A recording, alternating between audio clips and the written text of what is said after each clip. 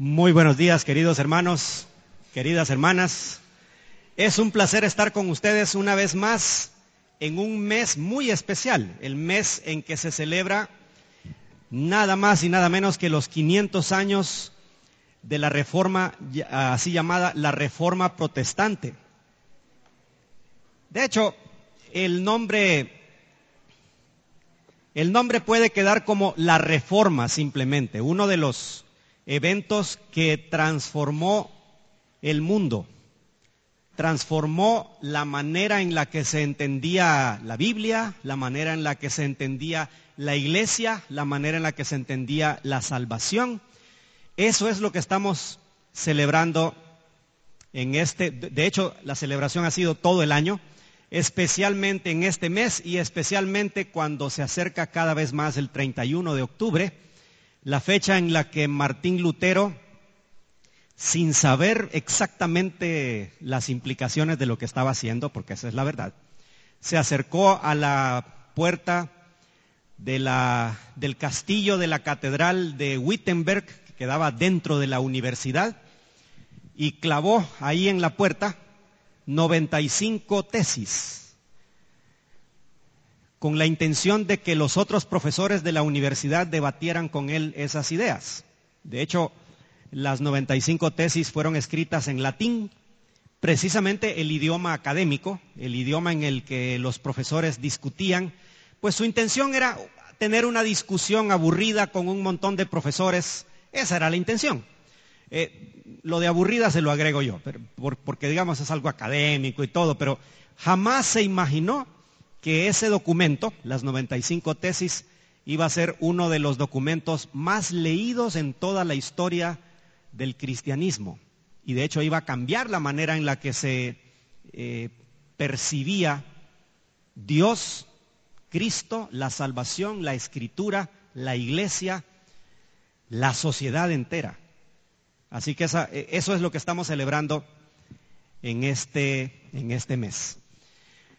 ¿Han oído ustedes la frase, lo importante es tener fe, hermano? No importa lo que usted haga, lo importante es tener fe. Y suena bonito eso, ¿verdad? Suena muy bonito. Lamentablemente no es del todo cierto. Lo importante no es tener fe. Pero a nosotros nos dijeron, de hecho ahí está puesto, sola fide. Yo tengo un amigo que se llama Fidel y ahí casi, ¿verdad? Bueno, ¿por qué lo importante no es tener fide? ¿Por qué lo importante no es tener fe? Bueno, hoy vamos a hablar un poco acerca de eso. ¿En qué consiste este grito de la Reforma? Sola fe. ¿En qué nos afecta a nosotros y cuáles son las implicaciones de esa sola fe? Si se me olvida alguien que me acuerde al final, que yo debo decirles por qué decir lo importante es tener fe, no es del todo correcto. Si se me olvida, por favor, me acuerdan para aclarárselos al final. De hecho, esa es la idea de todo eso. Si se me olvida es porque algo estoy haciendo mal, porque esa es la idea del día de hoy. ¿Por qué y qué significa sola fe? Y tal vez debemos empezar hablando acerca de una parte de la historia de Martín Lutero, porque las historias que hay alrededor de este gran reformador son muchas, y realmente la vida de Lutero está llena de leyendas. Así que para evitar un poco el tema de las leyendas, y algunas de ellas no son del todo ciertas, vamos a escuchar sus palabras. Esto lo escribió él en uno de sus comentarios. Dice Lutero, me presentaba ante un Dios justo y airado, como un monje con la conciencia atribulada. No confiaba en que mis méritos calmaran su ira. De hecho, una de las leyendas que hay tiene algo de razón, no todo es cierto, pero es que él regresaba una noche tormentosa y de pronto cayó un rayo cerca de donde él estaba. Se asustó, él realmente estaba aterrorizado por eso. Él se sabía pecador, y cuando entonces cayó ese rayo muy cerca, le prometió a Santa Ana, que según la leyenda es la madre de María, la madre de Jesús: Santa Ana, sálvame, si tú me salvas yo me hago monje. Sus padres no estaban interesados en que él fuera un monje, sus padres querían que él estudiara leyes. Entonces, pero como salió vivo de la tormenta, cumplió su promesa, se hizo monje. Pero él reconoce, después, mucho tiempo después, reconoció que la decisión de hacerse monje no había sido por un llamado de Dios. Pero claro, dijo él, Dios tiene sus planes y ese era el camino que yo tenía que seguir.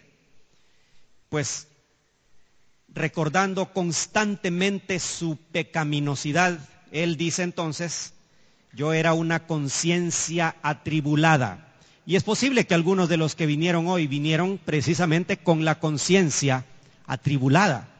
Tal vez usted se sabe pecador como Lutero y ve a Dios como un Dios justo y airado. Pero espérenme que todavía no he terminado de leerles lo que Lutero dice. Por lo tanto, y esto es con una sinceridad aplastante, Lutero dice estas palabras: por lo tanto, no amaba a ese Dios justo y airado, sino que lo odiaba y murmuraba contra él. Hasta que vi la conexión entre la justicia de Dios y la declaración: el justo vivirá por la fe. Entonces comprendí que la justicia de Dios es esa justicia por la cual, por gracia y misericordia sincera, Dios nos justifica a través de la fe. Entonces me sentí renacer y sentí que pasaba por las puertas abiertas al paraíso. La mayoría de autores consideran que este es el registro que hace Lutero de su propia conversión. Sentí que las puertas se me abrían, las puertas del paraíso se me abrían, dice Lutero. En algún momento todos tenemos la conciencia atribulada, no entendemos lo que sucede a nuestro alrededor, y más cuando no tenemos a Cristo en el corazón. Entonces esa tribulación de conciencia es mucho más grave, mucho más profunda. Otros estamos demasiado tranquilos. ¿Me entienden? O sea, algunos de nosotros estamos demasiado atribulados y necesitamos encontrar lo que Lutero encontró, esa conexión entre justicia y gracia, fe y todo lo demás. Pero hay otros que estamos demasiado tranquilos quizás. Bueno, para ambos grupos, si usted es de los que está atribulado, vino al lugar correcto el día de hoy. Vamos a hablar de una fe que trae paz al alma atribulada. Y si usted es de los que está bastante cómodo y ha caído en la tentación de la comodidad y la satisfacción tranquila, también vino al lugar correcto, porque habrá un llamado para despertar esa conciencia y vivir para Dios. Todo a partir de una de las proclamas principales de la Reforma: sola fe, sola fe. Hay dos textos bíblicos, bueno, de hecho hay muchos, pero hay dos textos principales que nos van a guiar por este viaje a través de la sola fe. El primero está en Romanos capítulo 1, versículo 17. Romanos capítulo 1 y versículo 17.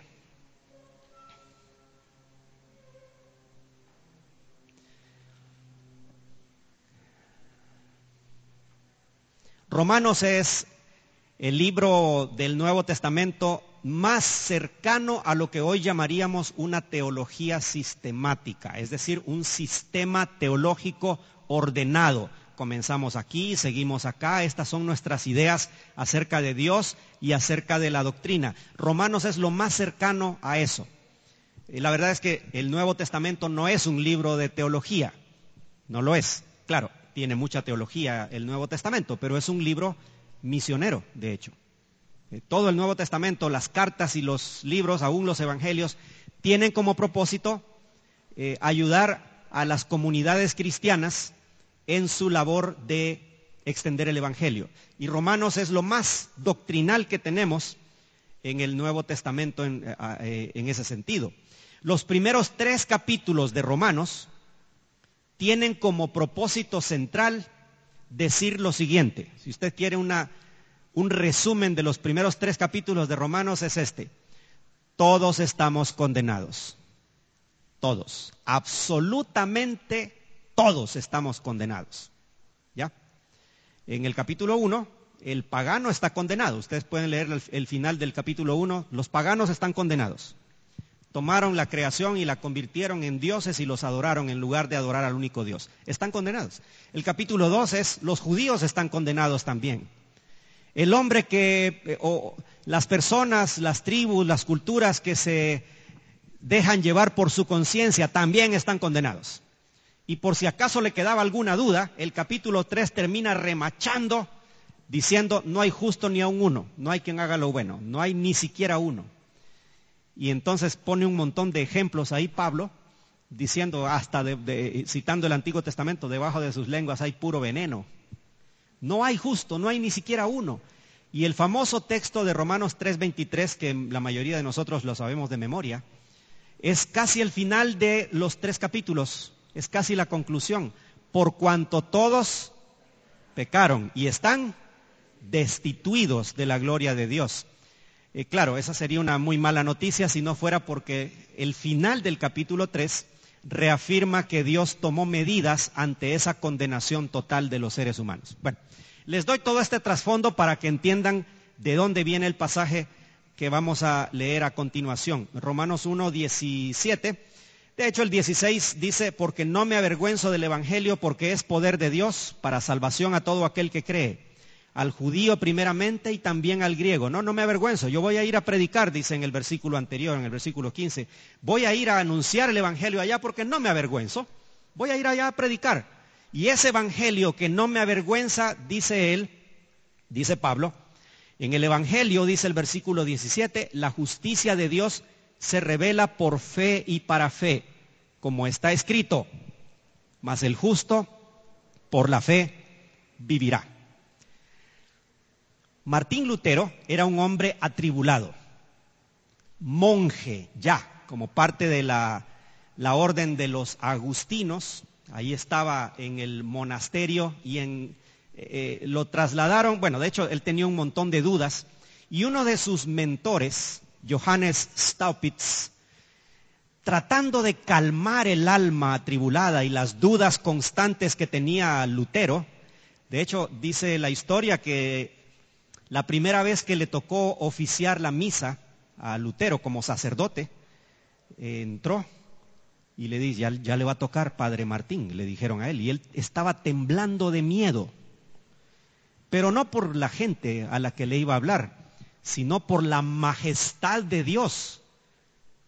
La teología católica decía, y todavía dice, que en el momento de consagrar el pan y en el momento de consagrar el vino de la misa, en ese momento el pan se convierte en el cuerpo de Cristo, literalmente en el cuerpo de Cristo. Sí, sigue siendo pan, parece pan, pero no, es carne, es cuerpo de Cristo. Y el vino se convierte en sangre. A propósito, eso es transubstanciación, ¿verdad? No, pero todavía tienen que leer, sí, todavía está la tarea ahí que les dejó Guillermo. Pero se imaginan, Lutero decía: ¿y si se me cae un poquito de la sangre de Cristo? ¿Y si por los nervios que tengo se me cae el pan y alguien viene y tenían que darle la hostia? Ustedes saben cómo es el mecanismo ahí. ¿Y si se cae el cuerpo de Cristo? ¡Qué miedo, qué miedo! Y estando ahí sentado, listo para pasar a oficiar, Lutero se levantó y dijo: ya me voy, no quiero. Y lo detuvieron entre su mentora y otros más. No te preocupes, todo va a estar bien. Pero esa era el alma de Lutero. Por eso dice: mi alma estaba atribulada. Dios es tan grande, tan justo, y yo soy tan pecador y tan poca cosa que me da terror. No solo nervios, le daba terror. Estaba aterrorizado. parte de la solución que le dio la orden y su mentor Stoppitz fue, ok, hermano Martín, vas a ser maestro de Biblia. Y lo pusieron a enseñar la Biblia. No se imaginaban en lo que eso iba a terminar. Lutero empezó enseñando los salmos y otros textos, pero fue cuando empezó a estudiar Romanos que se empezó a gestar la gran revolución que sería la Reforma. Y cuando él llegó a este texto que acabamos de leer, al versículo 17, fue cuando encontró una de las respuestas principales. Para él la justicia de Dios, y así lo dice él, para mí la justicia de Dios era odiosa. La justicia de Dios era justa, pero era odiosa. ¿En qué sentido era odiosa? Porque me condena. De hecho, el siguiente versículo, el versículo 18, este era el enfoque de Lutero hasta ese momento. La ira de Dios se revela desde el cielo contra toda impiedad e injusticia de los hombres que detienen con injusticia la verdad. Y él decía, es verdad, así es. Eso así es, pero qué mal me cae. Porque eso me condena y me deja aplastado. Lutero se tiraba al suelo y empezaba a decir, ¿cómo hago, Señor? Y se iba a confesar. Y confesaba sus pecados. Y sus compañeros sacerdotes le decían, estás absuelto. Salía él. Y una vez que salía, iba caminando ahí por las gradas, volvía a confesarse otra vez. ¿Y qué está haciendo aquí otra vez? Yo es que acabo de pecar, acabo de tener un mal pensamiento y la justicia de Dios me condena, ese Dios airado. Y esa era la idea que él tenía acerca de Dios. Pero descubrió de pronto que en el Evangelio la justicia de Dios se revela no con castigo, sino que se revela en fe. Este fue el gran descubrimiento de Lutero. Literalmente el texto dice, bueno, la Nueva Versión Internacional, no sé si alguien tiene la Nueva Versión Internacional. ¿Qué dice la Nueva Versión Internacional? Porque en el Evangelio la justicia de Dios, ¿qué? Por la fe, y después dice, de principio a fin. Ajá. Es por fe de principio a fin. Y es una buena interpretación, pero no es lo que dice literalmente. De hecho, la Reina Valera se acerca un poco más a lo que literalmente dice el texto, pero no lo expresa de la manera en la que está escrito, en la que lo escribió el apóstol Pablo. En la Reina Valera dice, se revela por fe y para fe. Literalmente la frase es, se revela de la fe hacia la fe. De la fe a la fe. Claro, los traductores de la Nueva Versión Internacional interpretaron que eso significa la fe desde el principio hasta el fin. Y tal vez sea una buena interpretación. ¿Qué significa eso? Significa algo que se nos ha pasado por alto a veces. Significa que usted y yo somos salvos por la fe y solo por la fe. Eso ya lo sabemos. Pero no solamente entramos a la nueva vida en Cristo por la fe, sino que vivimos constantemente también por la fe. De hecho, si ustedes ven el texto, al final dice él, como está escrito, Pablo está echando mano de una de las autoridades, de la autoridad principal para la iglesia. Esto nos conecta con la primera proclama de la Reforma, que es sola Escritura. Solo la Escritura, no los dichos de los papas ni de los concilios y de todo eso.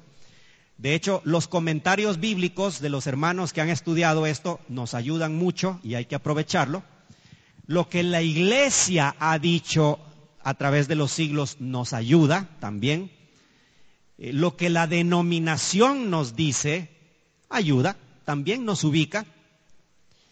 Pero a final de cuentas, la máxima autoridad en todo asunto de fe y práctica es la palabra de Dios. ¿Ya? como está escrito. ¿De dónde viene? ¿Alguien sabe de dónde viene ese texto, esa cita? ¿De qué libro del Antiguo Testamento viene? Mas el justo por la fe vivirá. De Habacuc. Habacuc capítulo 2, versículo 4. El libro de Habacuc es una serie de preguntas y cuestionamientos del profeta hacia Dios. Veo violencia, la respuesta de Dios, mando a los caldeos para que los castiguen. Segunda pregunta, no, pero el caldeo es más injusto que nosotros. ¿Cómo usas a un injusto para castigar al que es más justo que él? Y la respuesta de Dios es esta. Mas el justo por la fe vivirá. Ahora, allá en Habacuc no significa exactamente lo mismo que en la época de la Reforma o que en el Nuevo Testamento. Pero no son dos significados contradictorios. En Habacuc significa lo siguiente, fíjense bien. Cuando vengan los caldeos y destruyan como parte de mi juicio al pueblo, los justos, los que me siguen, los fieles, van a vivir constantemente por la fe. Entonces no es sinónimo de levantar la mano, recibir a Cristo, aceptar a Cristo, venir a los pies de la cruz. ¿Qué otras palabras usamos nosotros? No es solo eso. Sí, podemos usar esas frases, aunque algunas de ellas no están en la Biblia, pero igual hay cosas que sostenemos y que no están todas en la Biblia. ¿Dónde en la Biblia dice que debemos usar micrófono? Bueno, no dice, no existían micrófonos. ¿Dónde en la Biblia dice que podemos usar Skype para comunicarnos con personas en otro lado del mundo? No dice tampoco. Entonces, hacemos cosas que no dicen la Biblia, aunque no son antibíblicas. Entonces, pero el texto ahí nos dice, no solamente eres salvo por la gracia o por la fe, sino que en el libro de Habacuc era, vive constantemente por la fe. Y ese es el sentido de la frase, se revela de la fe a la fe. Comenzamos a vivir, comenzamos a tener vida eterna por la fe. Y los evangélicos somos excelentes para enseñar eso y para decir, no, las buenas obras, no, eso no. Somos buenos para decir eso. Y es verdad, así es solo por la fe. Pero después nos quedamos cortos y nos quedamos ahí nada más. Cuando el texto lo que dice es, tomando la frase de la Nueva Versión Internacional, es por la fe de principio a fin. Comenzamos a vivir por fe y luego vivimos por la fe todos los días. Eso nos lleva a hacer buenas obras. ¿Se acuerdan el otro pasaje clásico sobre la salvación por la fe, por la gracia a través de la fe? Es Efesios 2, 8 y 9. Porque por gracia sois salvos por medio de la fe. Y esto no de vosotros, pues es don de Dios. No por obras, ¿para qué? Sí, para que nadie llegue donde Jesús diciéndole, aquí nadie me regaló nada, yo me lo gané solito, ¿verdad? No, nadie se va a jactar en la presencia de Dios. Por eso no depende de nosotros, depende totalmente de Él. Pero nos hemos olvidado del versículo 10. Porque somos hechura suya, creados en Cristo Jesús. ¿Qué dice después? Para buenas obras. Entonces usted es salvo por la fe sola. Pero aparte de ser salvo por la fe sola, usted y yo debemos vivir constantemente dependiendo de las promesas de Dios. Vivimos por la fe. Somos salvos por la fe, pero vivimos por la fe. ¿Han oído? Hay gente que dice, vivir la vida cristiana es complicado usted. Es difícil vivir la vida cristiana usted. Mire, le voy a decir una cosa. Lo vamos a poner más grave todavía. Vivir la vida cristiana no es difícil. Es imposible.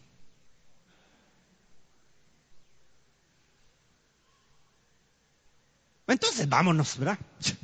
¿Qué estamos haciendo aquí? Perdiendo el tiempo, vámonos. No, esa no es la idea. ¿Por qué es imposible? Porque la demanda de Dios es que seamos como su Hijo Jesucristo.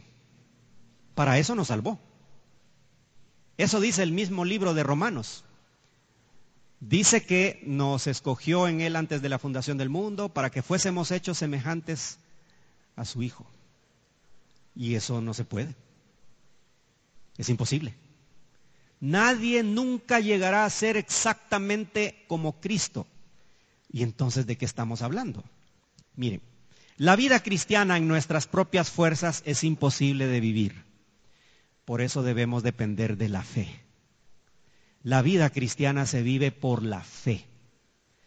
Siempre hemos predicado, cuando hay mensajes evangelísticos, siempre decimos, si usted cree que puede alcanzar la salvación, deje de intentarlo.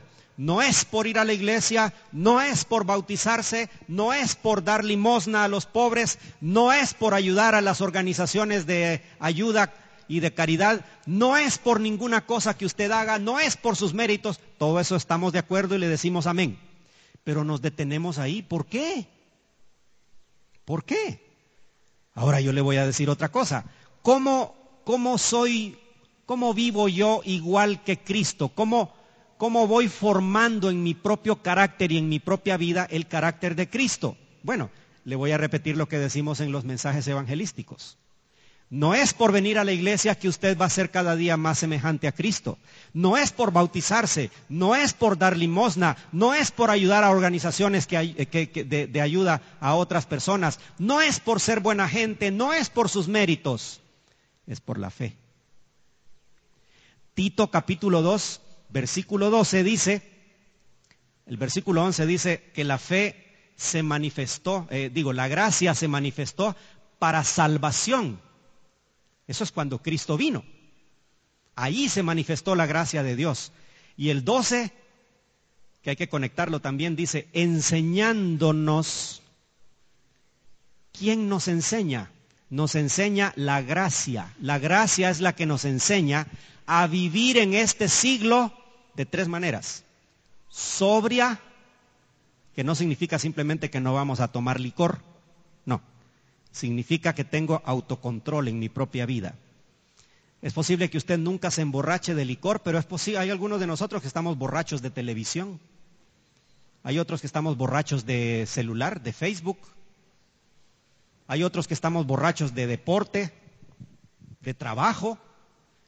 El que es sobrio tiene autocontrol. Ninguna cosa lo emborracha. La emborrachera no solamente es de licor, que conste. La gracia nos enseña a vivir sobriamente, con autocontrol, justamente, con justicia en nuestras relaciones con otras personas y piadosamente, viviendo bajo los criterios de Dios día a día. Eso es vivir por la fe, fíjense. Para Habacuc, vivir por la fe significaba aun cuando vengan los ejércitos de los caldeos. Y a propósito, iban a venir. Ahí no era, si algún día vienen, no, muy pronto vendrán.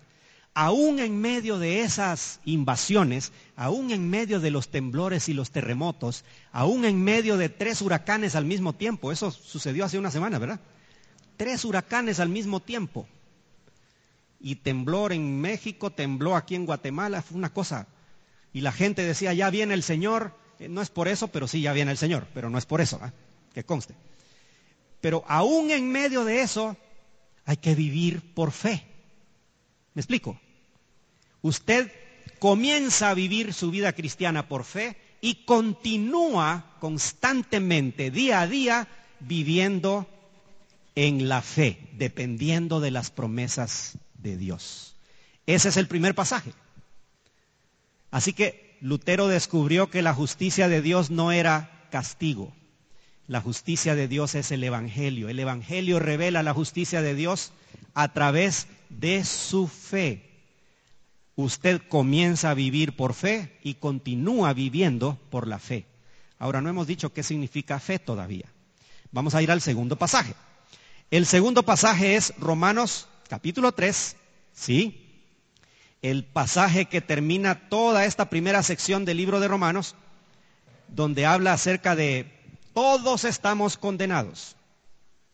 Dice el versículo 28, de Romanos capítulo 3. Concluimos pues que el hombre es justificado por fe sin las obras de la ley. Este es un aspecto un poco distinto. Allá decía que la justicia de Dios se revela en el Evangelio por la fe y solo por la fe de principio a fin. De fe a fe. Ahora es un poco diferente. De hecho, en los versículos anteriores, el apóstol Pablo está concluyendo su tema de que todos estamos bajo condenación, pero dice, sí, estamos condenados y todos pecaron y no podemos llegar a la gloria de Dios. Estamos mal. Pero Dios comenzó un plan. Y en los versículos anteriores, dice el texto, en el versículo 24, después de haber dicho que todos estamos destituidos de la gloria de Dios, dice, siendo justificados gratuitamente por su gracia, sola gracia, ¿verdad? Mediante la redención que es en Cristo Jesús, solus Christus. Ahí todo está conectado en este sentido. Y claro, habla acerca del sacrificio de Cristo, que es propiciación por medio de la fe en su sangre, para manifestar su justicia. Y claro, la conclusión de todo esto, por eso dice, concluimos pues que el hombre es justificado por fe. Tenemos que hablar de dos cosas aquí. Justificación. Este es un término típico del apóstol Pablo. De hecho, usted nunca escuchó a Jesús diciendo el término justificación. Curioso, ¿no? Las ideas de Jesús y de Pablo eran un poco distintas. Con base en eso, algunos dicen, no, el cristianismo es una invención de Pablo, no de Jesús. No es cierto eso. Pero es cierto que la cierta fraseología, ciertos términos, sobre todo aquellos términos legales, sí vienen de Pablo. Este es uno de ellos, y quizás uno de los más importantes. ¿Qué significa ser justificado?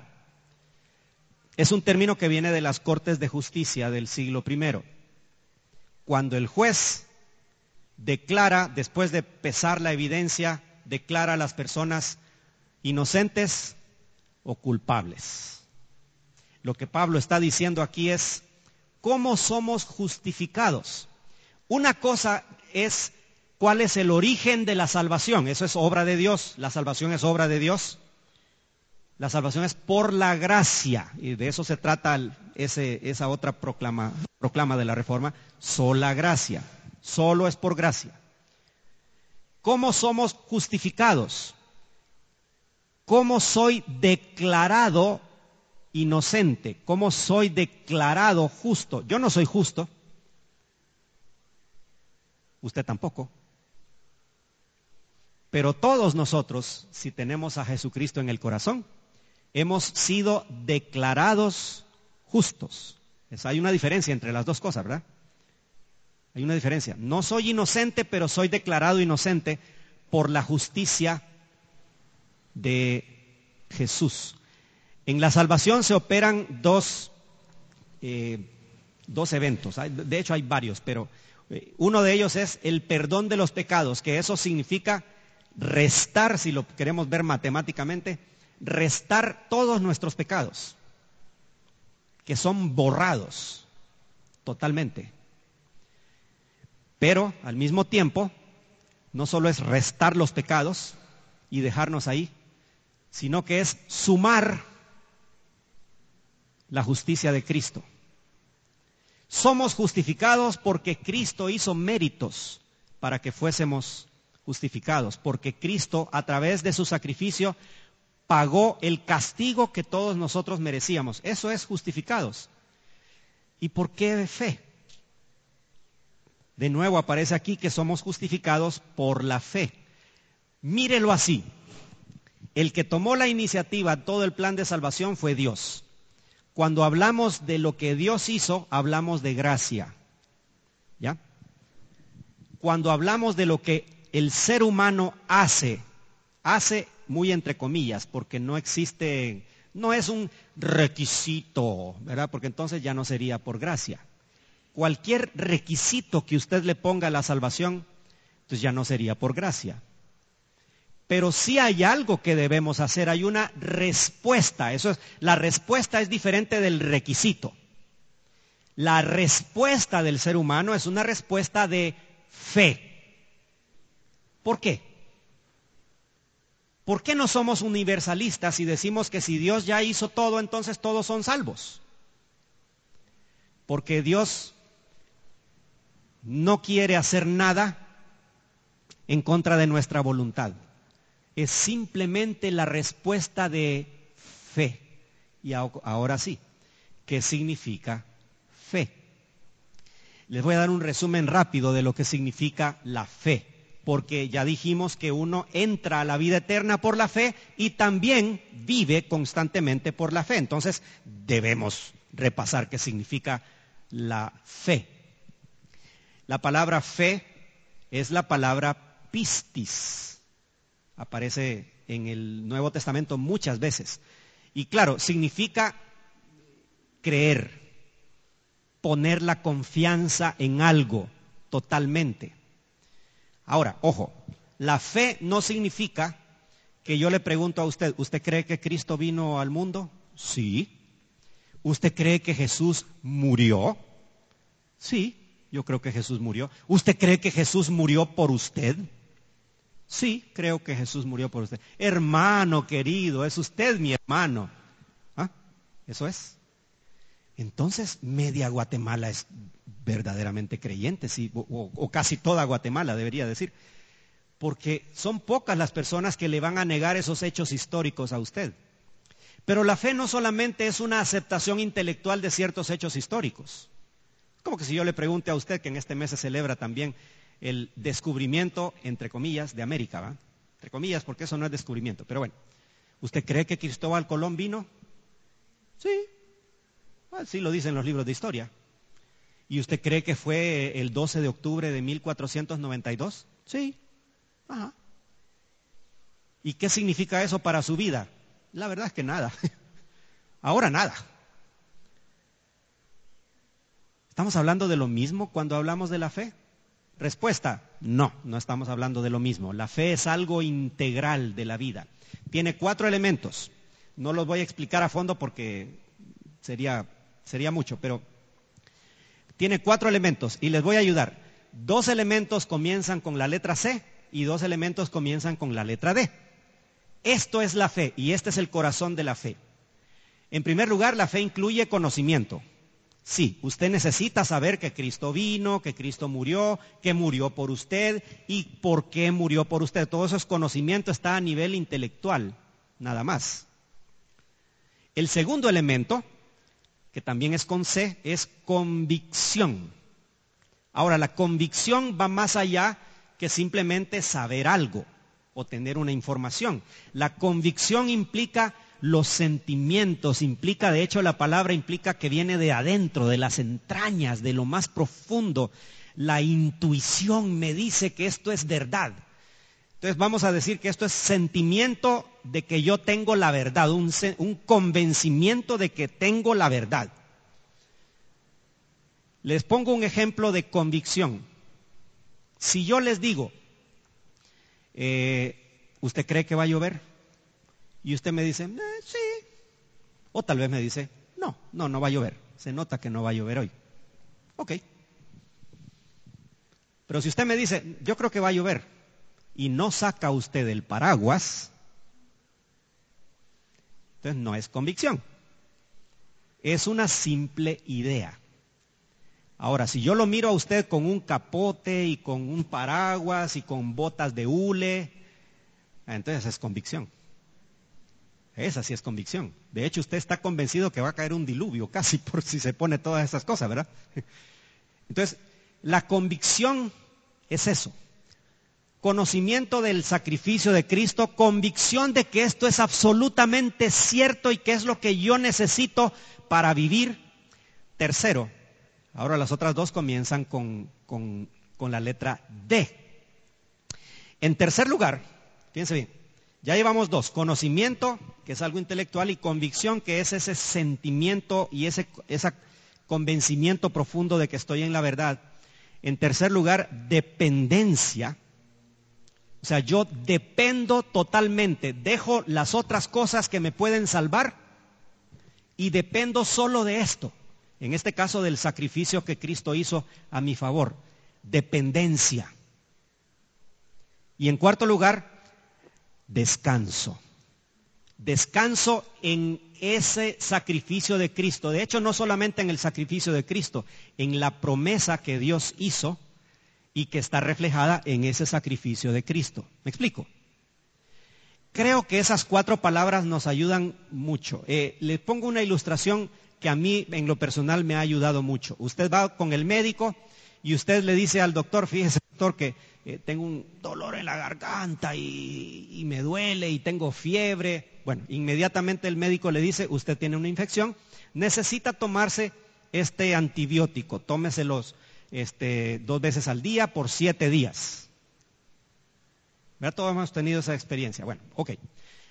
El primer elemento es el conocimiento. El doctor ya le dijo que usted tiene una infección en la garganta y además le dijo, esta es la medicina. Ok, usted ya lo sabe. Ya lo sabe. Ahora usted necesita estar convencido de que esta es la medicina que yo necesito. Pero si usted es de los que dicen, ay, los doctores porque ellos no son los que están sufriendo, ¿verdad? Nah, ya me voy a ir a tomar una agüita de manzanilla y creo que con eso se me va a quitar. Bueno, puede ser que esa sea su convicción, equivocada convicción, que conste. Pero el médico, no es suficiente con que usted sepa, esta es la medicina. Ahora usted necesita estar convencido de que esta es la medicina. Ok, la voy a ir a comprar. Y usted la compra, se la lleva a su casa. ¿Ya se curó? No. Usted necesita depender, la dependencia entra ahí, ¿no? Depender de esa medicina y entonces dejar la agüita de manzanilla, ¿verdad? Y las otras cosas, las otras posibles soluciones y decir, esto es lo que me va a curar. Usted está dependiendo de esa medicina. ¿Ya se curó? ¿Qué falta todavía? Que se la tome. O sea, usted descansa en esa medicina. Pero hay algunos de nosotros que nos tomamos los antibióticos y todavía andamos, mire, no me podría una agüita de ruda y me hace así con unas hierbas y, ¿verdad? Yo escuché a una señora una vez, cristiana, según ella, dijo, yo voy a ir donde un brujo. No, pero ya oramos por la situación, ya estuvo. No, dice, o Dios o el diablo, alguien me va a hacer el trabajo. Bueno, yo creo que esa señora no había entendido exactamente que ella debía descansar solo en Cristo, depender solo de Cristo y descansar en Él. Eso es fe. Eso es fe. Todos entendemos esto en relación con la salvación. Y de hecho esa es la proclama de la Reforma. No es a través de los sacramentos, ni es a través de las buenas obras, ni es a través de los méritos. Es solo por la fe. Solo por la fe.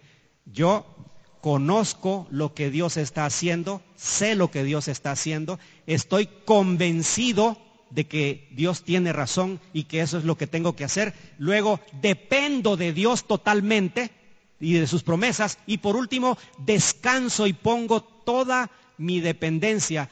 Vaya, para usar una ilustración no muy evangélica, porque a nosotros no nos gusta esto, pero es apostarlo todo por Dios. Digo, no es muy evangélico porque nosotros no apostamos, ¿verdad? Pero digamos, en el lenguaje usted puede ponerlo todo. Si Dios está equivocado, entonces yo me muero con Dios. Pero claro, Dios no está equivocado. Eso es vivir por la fe. ¿Cómo aplicamos esto? Fíjense bien. A propósito, me falta un detalle del texto de Romanos capítulo 3, versículo 28. El texto dice lo siguiente. Concluimos pues que el hombre es justificado por la fe, no por las obras de la ley. Pero fíjense que ahí hay algo que podríamos traducir un poco mejor. El texto dice, el hombre es justificado por la fe aparte de las obras de la ley. El texto no anula las obras, no las anula. Ahora, para la salvación las obras no funcionan, no son para eso las obras. Las obras son un resultado. Le pongo otra ilustración para que usted entienda. La fe es la raíz del árbol. Las obras son los frutos del árbol. Si usted le pregunta a un árbol de mango, si los árboles de mango pudieran hablar. Si usted le pregunta, árbol de mango, ¿cuánto te costó producir mangos? Y el árbol de mangos le contesta a usted, ¿cómo me esforcé? Yo le hacía así a las ramas para que salieran los mangos. ¿Verdad que es ridículo eso? Bueno, es ridículo que un árbol de mango hable también, pero esa ilustración. ¿Qué es lo que tiene que hacer el árbol de mango para producir mangos? Claro, que sea bien alimentado, que esté bien plantado, que tenga buena raíz. Si es un árbol sano, y en la época de cosecha de mangos también, va a dar mangos. Eso así es. El creyente tiene la raíz que es la fe. Esa es su raíz. Las obras vienen naturalmente. Ahora, cuando un árbol de mangos no da mangos, y pasan años y no da ningún mango, uno puede pensar que ese árbol está muerto, o que algún problema tiene. Es algo anormal que un árbol de mangos no dé mangos. Así es anormal que un verdadero cristiano que vive por la fe no dé buenos frutos, no dé buenas obras. Es algo anormal. Eso no nos debería pasar a nosotros. La fe verdadera, dice Santiago, produce buenas obras. Los expertos en las buenas obras deberíamos ser nosotros, porque somos personas de fe. ¿Cómo aplicamos esto? Les sugiero dos maneras. En primer lugar, cuando usted hable con un amigo que no es creyente, usted preséntele que la única vía, la única respuesta posible a la obra de Dios de gracia para salvación, la única respuesta posible del ser humano, o más bien la única respuesta lógica del ser humano, es responder en fe. Cualquier otra cosa, si usted dice la salvación es fe más cualquier cosa que ponga después, es incorrecta y anula la gracia de Dios y anula la fe que usted trata de poner. Hay queridos amigos, no vamos a decir hermanos porque creo que no son, pero hay queridos amigos que ponen, no, usted tiene que poner la fe en Cristo, pero además de eso necesita hacer estas cosas. No, para salvación no. Como fruto y resultado, sí, pero para salvación no. Así que explíquele a sus amigos y familiares que no son cristianos que uno entra a esta nueva vida solo por la fe. Cualquier otra cosa es tratar de competir con la justicia de Dios, lo cual no se puede. Y la segunda manera de aplicar esto en nuestra propia vida es la siguiente. Cuando usted esté en problemas en su trabajo, cuando usted tenga problemas con algunas personas, amigos o conocidos, usted viva por la fe. ¿Cómo se hace eso? Bueno, recuerde los cuatro elementos de la fe que mencionamos. Primero, recuerde lo que Dios está haciendo en su propia vida y en la vida de los demás. Eso es conocimiento. Algo está haciendo Dios. No lo entiendo, pero algo está haciendo Dios. Segundo, esté convencido, tenga la convicción de que Dios está haciendo algo en su vida y que va a hacer algo y que Él va a intervenir y que seguir los caminos de Dios en todo momento. Supongamos que alguien habla mal de usted. Usted dice, bueno, la Biblia dice que yo debo perdonar a esa persona y que además debo ponerme a cuentas con ella. Bueno, usted debe estar convencido, tiene que saber eso y estar convencido. Luego, depender de Dios. Si usted me dice, no, si yo le pido perdón me va a decir que no, me va a salir con otra cosa, me va a decir, ay, usted y sus cosas. No, tiene que estar dependiendo de Dios. Y en cuarto lugar, debe descansar en Dios y actuar. Descansar ahí no significa acostarse y dormirse, no. Significa voy a descansar y a poner todas mis cargas en las manos de Dios para que sea Él quien actúe en mi propia vida, haciendo siempre lo que es correcto para su honra y gloria. Así se vive la sola fe. La sola fe es para salvación y también es para el día a día. Ok, bien. Al principio dije, ven que no se me olvidó, que no es suficiente decir lo importante es tener fe. No, lo importante no es tener fe. ¿Saben por qué? Porque yo puedo tener fe en esa silla y nada va a pasar. Y hay gente que tiene fe, no en una silla, pero sí en cosas, Hay gente, por ejemplo, no sé si ustedes han visto los jugadores de fútbol, que cuando entran al campo, algunos de ellos son tan supersticiosos que tratan de entrar siempre con la pierna derecha. El día que entran con la pierna izquierda, por eso perdimos. Entonces ponen su fe en ese tipo de cosas supersticiosas. ¿Les vale la fe? ¿Verdad que no? Lo importante es poner la fe en las promesas de Dios en Cristo Jesús. Lo importante es el objeto de la fe, no la fe en sí. Que su fe y mi fe estén siempre puestas en las promesas de Dios, en la obra de Cristo y en descansar totalmente en que Él tiene mi vida bajo su control. De esa manera, nosotros vamos a honrar las acciones de Martín Lutero, un alma atribulada que encontró la paz en el hecho de que la fe revela la justicia de Dios en el Evangelio. Y si usted está demasiado dormidito ahí, también este ha sido un llamado a despertar y decir, soy justificado solo por la fe, pero para hacer buenas obras. Vamos a orar. Gracias, Padre, te damos porque por la fe y solo por la fe somos justificados delante de ti. Ninguno de nosotros es limpio totalmente. Ninguno de nosotros está libre de pecado, de errores. Pero por los méritos de Jesucristo y por la justicia que Él mostró, hemos sido declarados justos. Por eso, Señor, te alabamos y te damos las gracias. No permitas, Padre, que nuestra vida, que inició una relación contigo a través de la fe, no permitas que esa vida ahora esté dirigida por los esfuerzos o por las reglas o por méritos propios, porque sabemos, Señor, que no es por méritos, es por la gracia tuya y debemos vivir por la fe en esas promesas que tú has hecho para nosotros.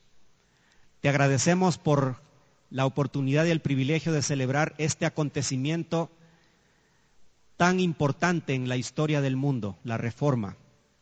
Ayúdanos a vivir una vida entregada a ti por la fe y a recuperar constantemente el espíritu de aquellos que reformaron la iglesia y que por eso podamos reformar nuestra propia vida, cada día acercándonos más a la imagen de tu Hijo Jesucristo, a quien sea toda la gloria y la honra en nuestras vidas, en nuestras iglesias y en nuestra nación. En el nombre de Jesús te lo pedimos y agradecemos todo. Amén.